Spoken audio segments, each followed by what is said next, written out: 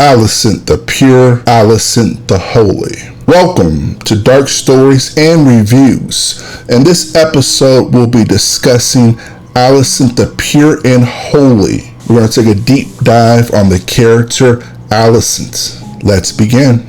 We first meet Alicent in House of the Dragon Season 1 when she is 17 years old.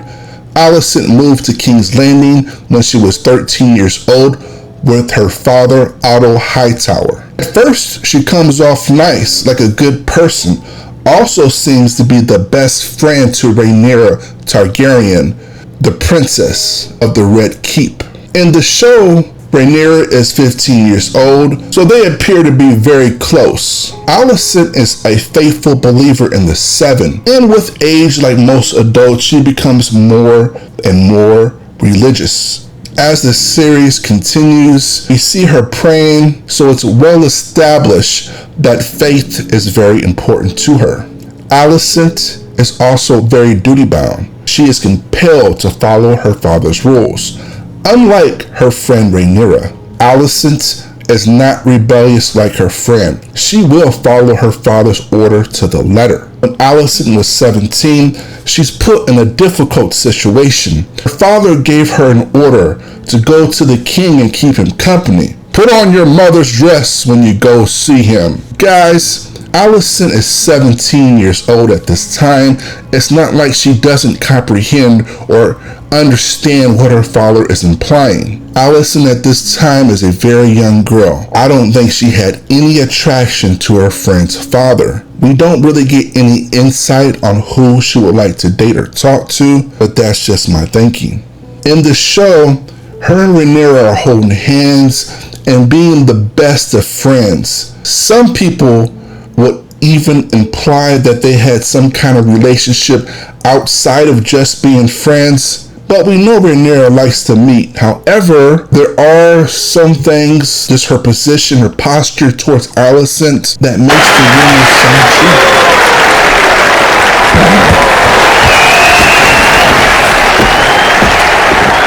Nicely done, Uncle. Thank you, Princess. Now, I'm fairly certain I can win these games, Lady Alicent. Having your favor would all but assure it.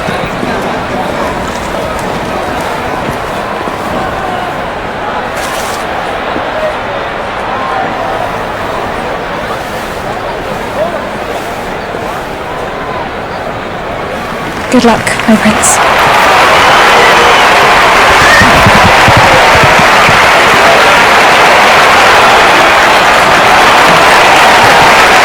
Alicent does show to have a liking for an older man. It's Prince Daemon Targaryen. At the tourney, Daemon makes her blush and she flirts right back. You see Rhaenyra's face at the tournament. I think they were always going to fall out of their relationship. It was just a relationship that was destined not to last. Daemon hates her father, Otto. I think he would have her just to drive her father mad. I also think Alicent wouldn't tell if they did get together. This isn't just me after the fact of watching a few episodes, drawing a conclusion. Growing up, I knew a lot of church girls and little young Bible-thumping freaks. Yes, they get all the way down. There's very little different from the church girls and the cheerleaders, the street girls, and or the party girls. The church girls will do all kind of dirt in silence. Anyone listening who grew up in the church as a kid would have experiences like this. The hot girls or the party girls, the school girls, they're actually more honest, they're more open, and they're more personal. That's the only difference. When someone says they're pure or they're holy, that always gives me pause. Red flag on the play. I'm already distrusting them. The great Niccolo Machiavelli wrote, "Men are bad, men are fickle, false. Men can be extremely unfaithful. Yet, if you prove yourself or have value to men, they will give you their blood, they will give you their life, their property, and send you their children, their sons with arms to war, their daughters with marriage, who will bear you children and a legacy, binding your families together. However, men are not good at being sneaky." No, it's funny or comical how bad men are hiding stuff. Don't cheat on your girl if you love her. And yes, stereotypes are real, but do not always apply. Men break normal patterns without thought. How we dress, how we smell, and the lies. Some can, but most suck at it. Women are naturally great at being sneaky and concealment. There's a good book, Men Are From Mars, Women Are From Venus. This was written in 1992 by John Gray. He breaks down expertly the differences between the sexes. It's a must read if you're interested. I brought this up because if Alicent got with Daemon and creeped off, it's very likely she would not tell Rhaenyra, and she certainly would not tell her father Otto. The pure church girl wouldn't tell, so if they don't show it on camera, we won't know. When Alicent's father told her or gave her the order, I'm sure she just wanted to do her duty and keep the king company to help him grieve with his wife. Okay, these scenes were so boring to me, okay? So if I missed something, please forgive me. I was looking at my phone or something. But Alicent was there for the king, and I believe King Viserys thought that she was his best choice. I know her father Otto was dancing that night in his room. Bust it open for him, baby girl, and get that baby. For House Hightower will have the throne. My daughter will be set for the rest of her life, and if she bears a male, he will be a Targaryen Hightower king. Alicent, the church girl, didn't tell Rhaenyra her father was sending her to her dad's bedroom. Alicent never complained or asked Rhaenyra what she thinks or asked Rhaenyra for advice. I know Alicent is pure, but maybe, just maybe, she could have had a conversation with Rhaenyra and tell her even her dad may choose her.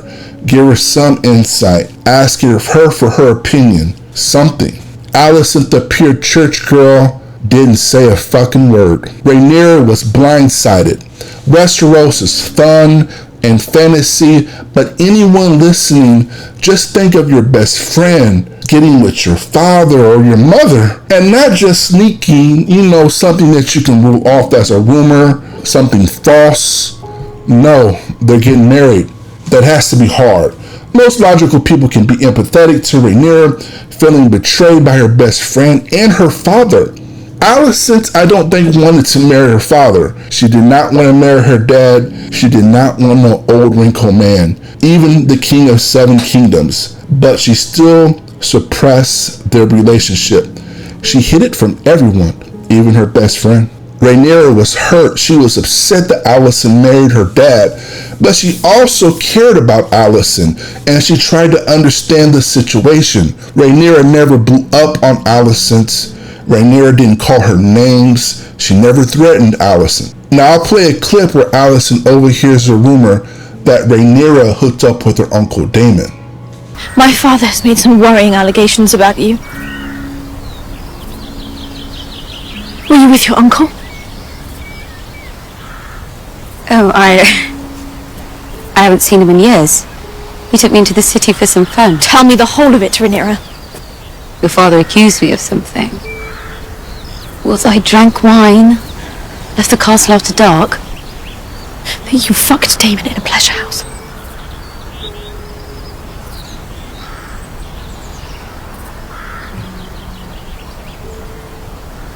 This is a vile accusation.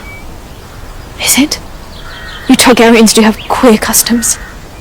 And Daemon certainly knows no limit. Alicent. What happened last night? Were you with your uncle Daemon? Huh? Are you my mother now? If I was Rhaenyra, Alicent said Daemon certainly knows no limit. Okay, what does that mean? Listen to Rhaenyra. Why do girls always blame men? She takes zero accountability. Daemon was my escort. I had no choice. Will someone, though, please tell me, why is Alicent so hurt? You didn't sleep with Daemon?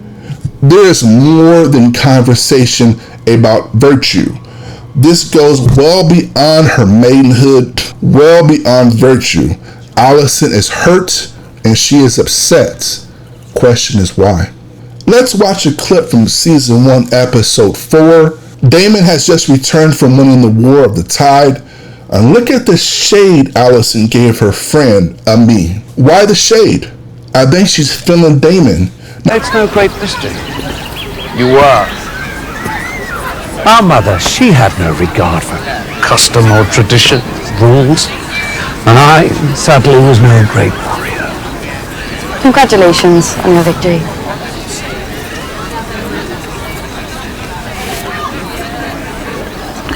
Thank you, Princess.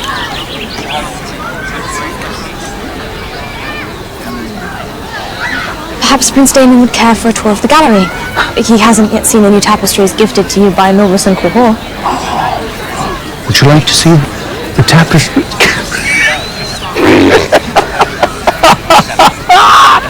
He has no interest in such things. I'd like to see them.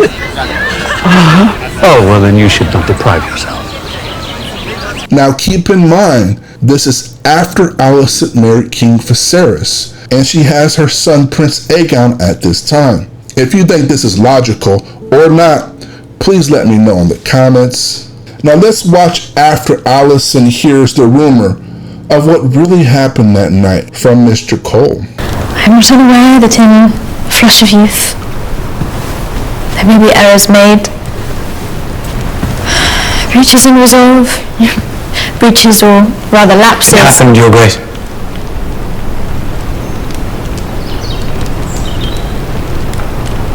The sin you allude to.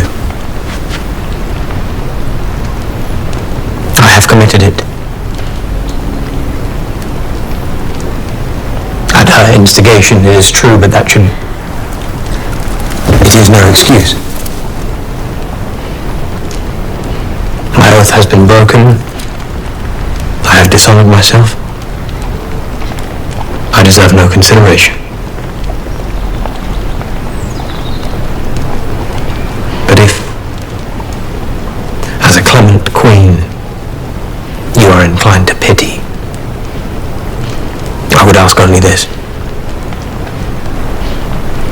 That rather than gelding me and having me tortured, you would sentence me mercifully to death.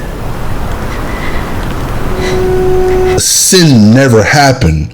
Look at her face. She's relieved. She's like, what the hell? I am confused. This beef is all about Daemon. She doesn't care if Rhaenyra hooks up with Mr. Cole. Watch her face here. Alicent just realized that she had it wrong. Rhaenyra told her the truth from a certain point of view, but she wasn't with Daemon. It was Cole. Look at her face. She cares less about sin. This is about Daemon. Mr. Cole is confused. Look at him. He just ratted himself out. There was never no rumor about Rhaenyra and Cole. Yeah, big dummy. She doesn't care about Rhaenyra. She doesn't care about Cole. The anger is hurt feelings. I believe this was about Daemon. You have to admire Alicent's deception. She is outwardly acting righteous and she cares about Rhaenyra's virtue. Why the anger? Where does the hate and anger come from? And then the calm, confused, almost at peace look she has when Mr. Cole said it was him that she lay with, not Daemon. House of the Dragon skips ahead 10 years in advance. Alicent goes on to bear 3 more children. That's 4 in total. The king now has 5 living children. Alicent and Rhaenyra's relationship, at this point, their houses are joined through family and marriage alone, but there's really no friendship there. Rhaenyra has a child, and you see how damn brutal Alicent and petty she can be. She sends for her and makes her walk a long way after having a baby. She's a mother. She knows Rhaenyra is not healed up down there. You see Alicent being fake and inspecting the child. It's an unusual name for a Valerian. I do believe he has his father's nose. Don't you?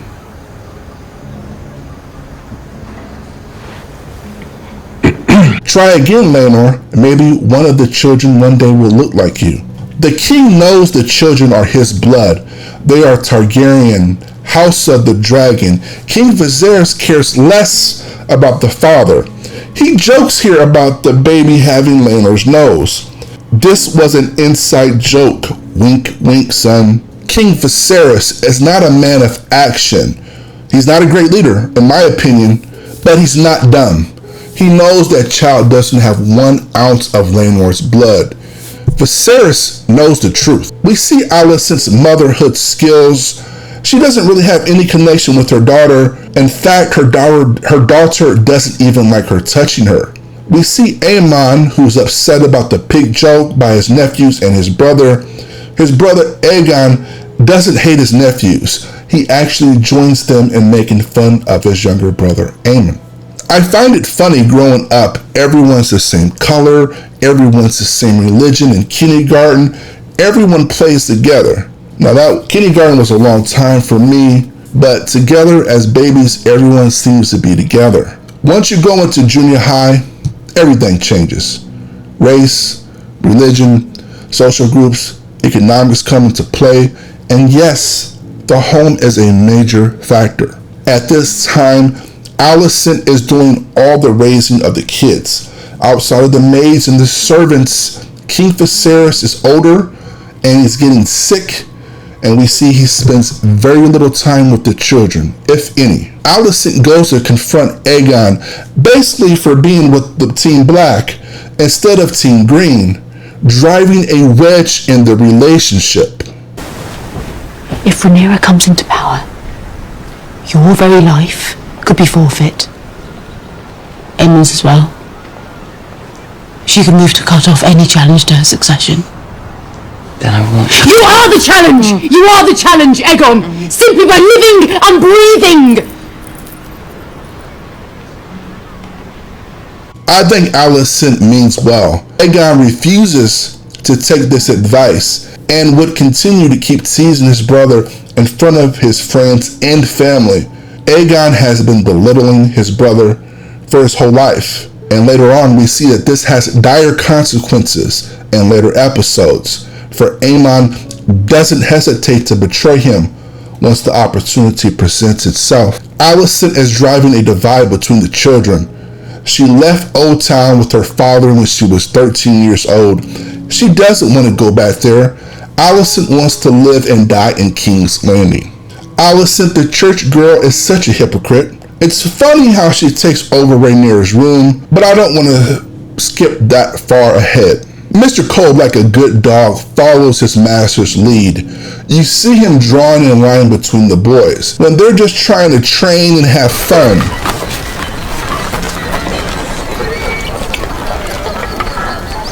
The Princeling's training is quite unusual, Commander. Most men would only have that kind of devotion toward a cousin, or a brother, or a son.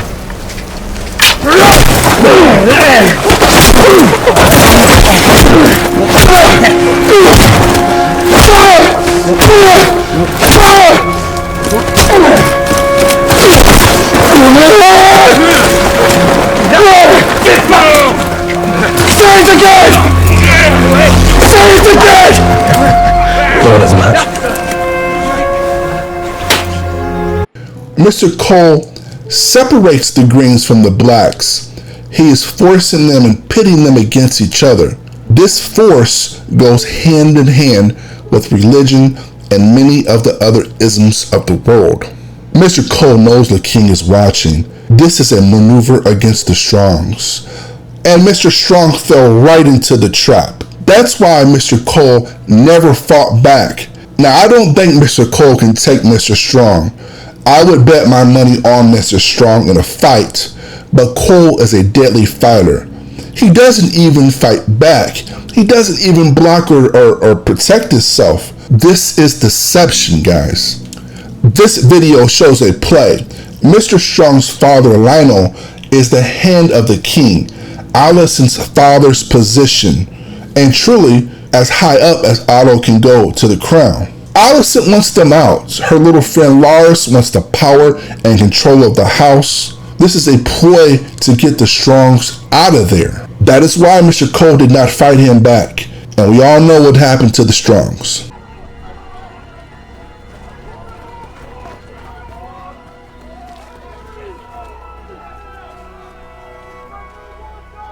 But for them, you surrender what you should not. You may know. We see Alicent falling back on her holiness, like she didn't want the Strongs out of the picture. She knows she made a deal in her father's return back to King's Landing as the Hand, and he does return right back in the next episode. I assume you will write to your father now? I did not wish for this. I feel certain you will reward me when the time is right.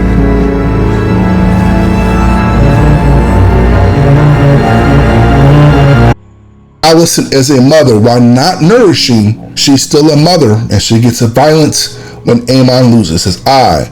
She wants blood and goes after the child. Rhaenyra tells her she's hiding behind the cloak of her own righteousness.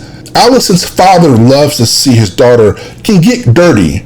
Now he feels that the Greens can win the crown and defend not only Aemon, but she defends Aegon as well, who's totally out of control, without any discipline, and you see what he does to the help. Is Diana, Your Grace, if it please you. Diana. What a pretty name. I understand you found yourself in some trouble. I was fetching the printed wine and I put it on his table, and when I turned, I didn't see him. I asked him to stop, Your Grace. Truly, you must believe me.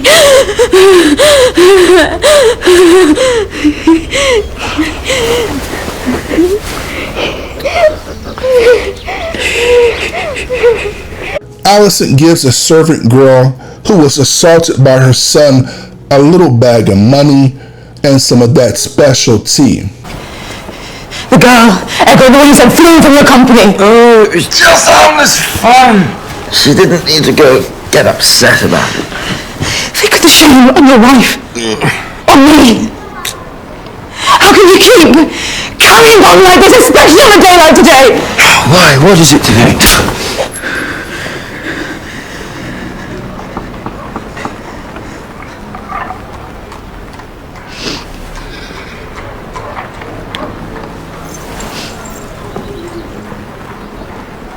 You are no son of mine.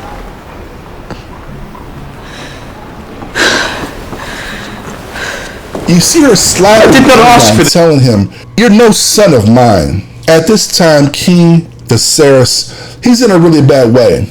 And Alicent and her father are acting as king.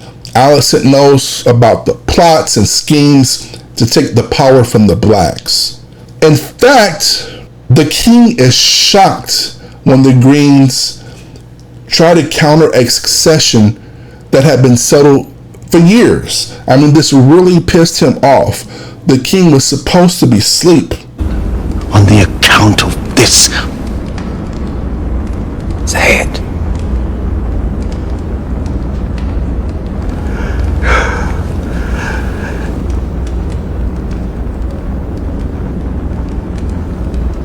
Her children are bastards! And she is a whore.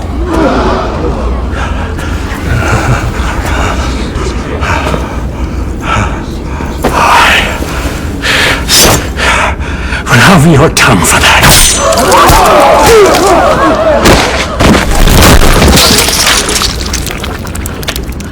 He can keep his tongue. Disarm him!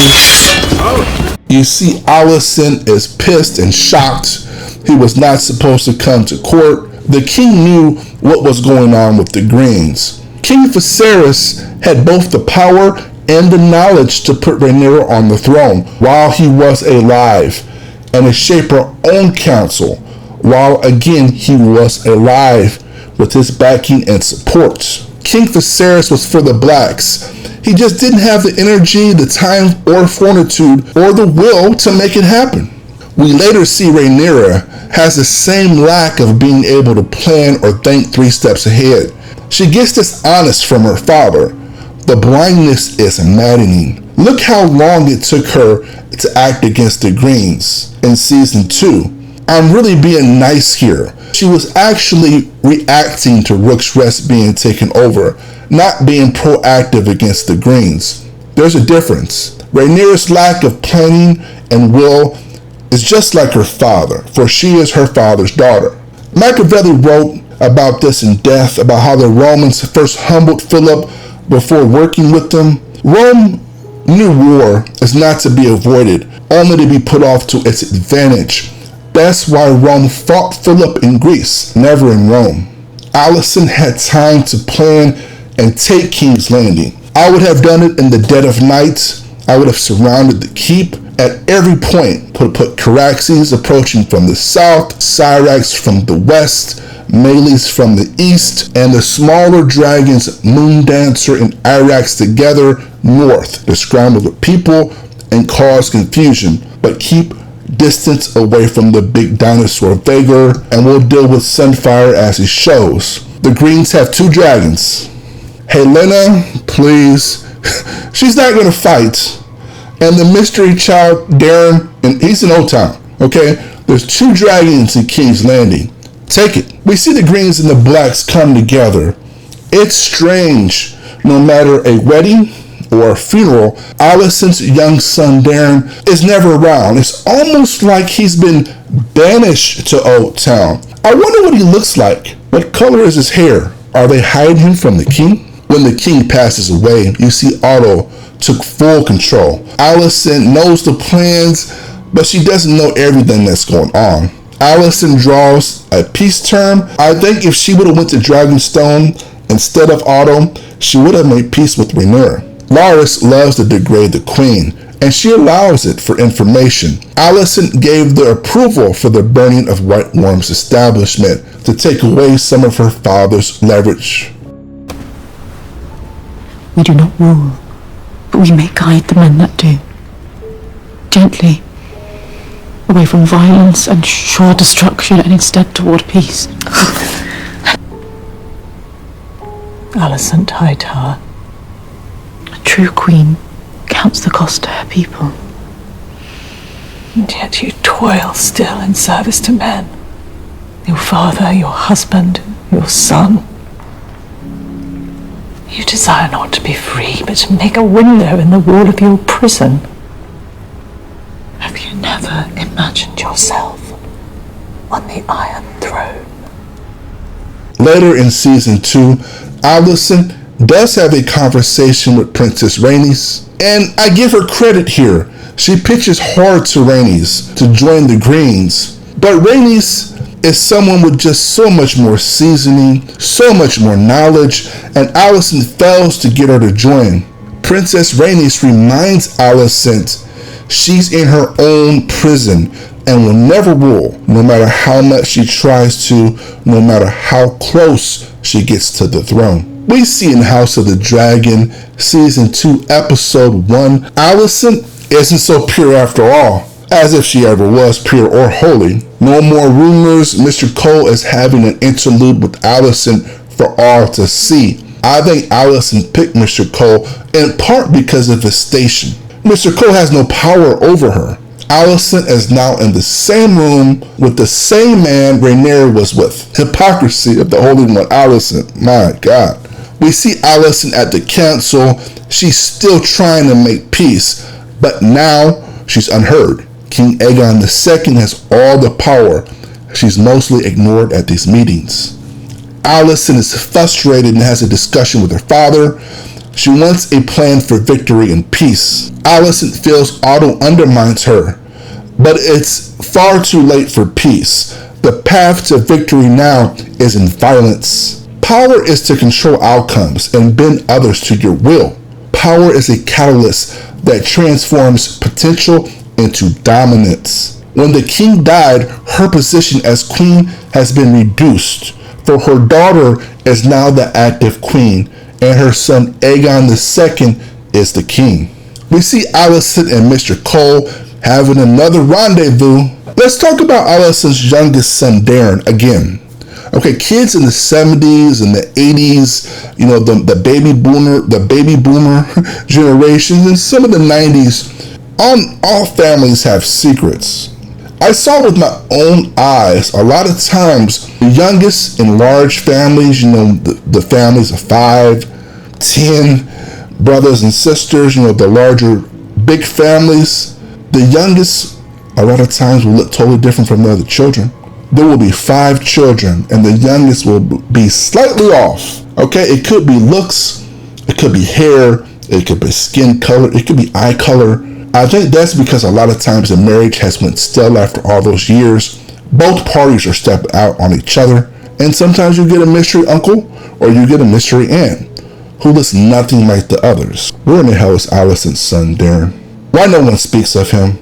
I mean, he might not even exist to King Viserys. The children never mention him. Now the kids, they have eyes. They may not know who his father is, but they know he has a different father. Was it his hair that gave him away? If so, is that why Otto shipped him away to Old Town, far away from the king? The holy and pure Alicent couldn't possibly be a hypocrite. Like a lot of religious zealots. The truth is always hidden.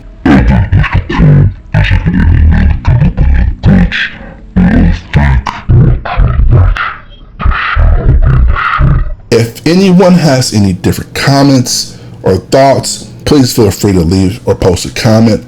I would love to see your thoughts. Next episode is an Alicent learning over her grandson born death. As she fears the gods will punish her for her sin. Annie hates the soul.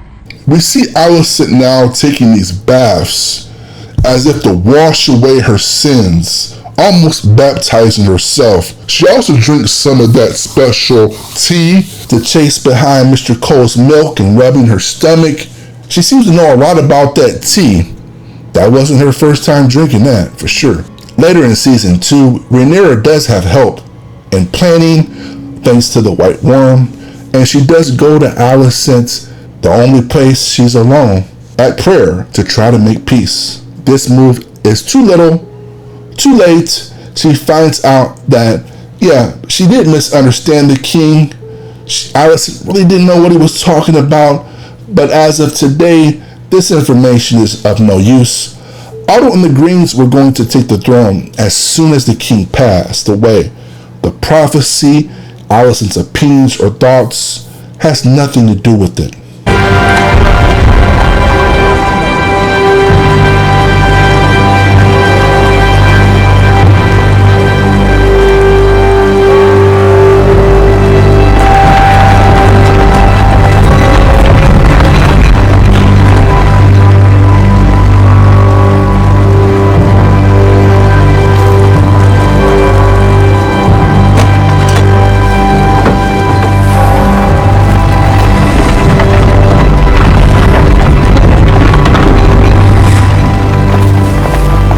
After the Battle of Rook's Rest, Alicent sees Aemon has the blade of the king. She knows that he took it from Aegon and suspects something foul. She checks on Aegon, who's in rough shape. Alicent knows now if Aemon takes the crowd, there will be absolutely no peace. You're in pain.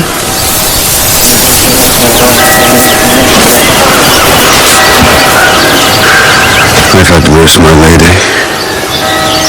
Perhaps it's time to go home. The South doesn't seem to agree with you. Alicent, like Ned Stark, they have their own opinion on what's right and what's wrong. They have their own set of morals and righteousness. Alicent, a little like Ned Stark, has no guile. She has no deception.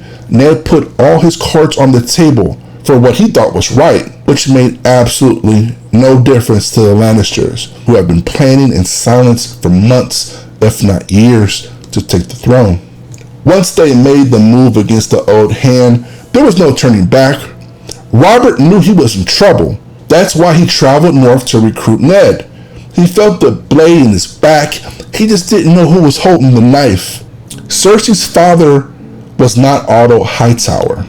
Her father, Tywin, will go all the way. She's like her father. She's deadly and treacherous. Cersei tried to warn Ned. He needs to go back to the north. The south doesn't agree with you. In the book, she makes a move to seduce Ned. Cersei would invite the blacks over for dinner and would have a multitude of schemes and traps. She would destroy them. There would be no dance of the dragons. There would be no riders to ride the dragons. Her rivals would be sleeping with the fishes or in the dirt. Cersei is more of a king than Viserys could dream of. She also had no troubles ruling.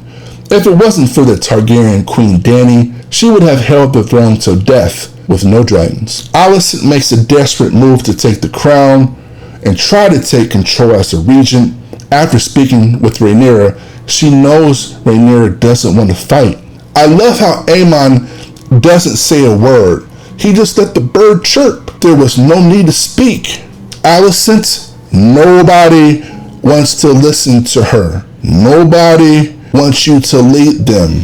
Alicent, nobody wants to listen to her. She will not be heard. Alicent, none of the men want you to lead them during war. It's asinine for her to try to take control or even think different. The look on her face, she now knows and comprehends what Rhaenys tried to tell her. She has now been humbled. Okay, guys, that's all I have about Alicent. My next episode will be a review. Until the next time.